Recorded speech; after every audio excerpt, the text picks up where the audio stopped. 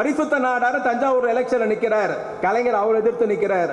மிகப்பெரிய பணக்காரராம், பஸ் முதலாளி.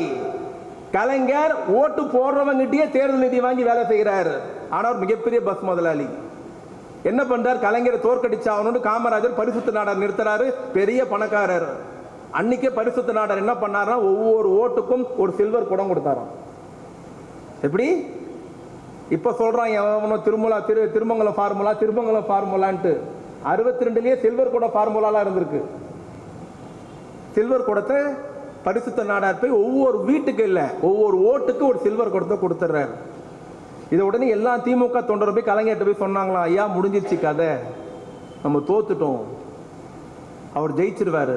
ஏன் அப்படி சொல்றீங்க? இல்ல பரிசுத்த நாடார் அவர் இருக்கிற பணத்தை பயன்படுத்தி ஒவ்வொரு ஓட்டுக்கும் ஒரு சில்வர் குடம் கொடுத்துட்டாருங்க. கலைஞர் சிரிச்சிட்டு சொன்னார், சில்வர் குடம் கொடுத்துட்டாரா? ஆமா. சரி ஒன்றும் பிரச்சனை இல்லை, நீங்க போய் எல்லாம் அந்த குடத்துக்கு மூடி கொடுத்துட்டு வாங்கன்னாராம்.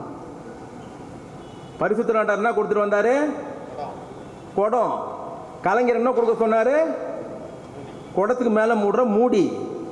அவர் கொடுத்தது குடம், இவர் கொடுத்தது மூடி. ஆனா 8000 ஓட்டுல கலைஞர் தான் தஞ்சாவூர்ல ஜெயிச்சாரு, குடம் கொடுத்ததால ஜெயிக்க முடியல. ஏன்னா அப்ப சொன்னாங்க குடம் திறந்திருந்தா தண்ணியில புழு வந்துடும், புழு வராம பாதுகாக்கிற பொறுப்பு கருணாநிதியின் பொறுப்பு, அதனால மூடி கொடுத்திருக்கேன், ஜெயிச்சு வந்துட்டார். திமுக வரலாறோ கலைஞருடைய வரலாறோ இன்று ஆண்டு கொண்டிருக்கிற தமிழ்நாட்டு முதலமைச்சருடைய வரலாறோ சாதாரண வரலாறு கிடையாது. இன்னைக்கு ரொம்ப ஈஸியா சொல்லிட்டு போயிடுறாங்க. திமுக செய்த சாதனையை போல், திமுக செய்த பணியை போல் இந்தியாவில் வேற எந்த கட்சியாவது செய்திருக்கின்ற அடையாளம் காமிச்சீங்கன்னா யாரால காட்ட முடியுமானா யாராலுமே காட்ட முடியாது.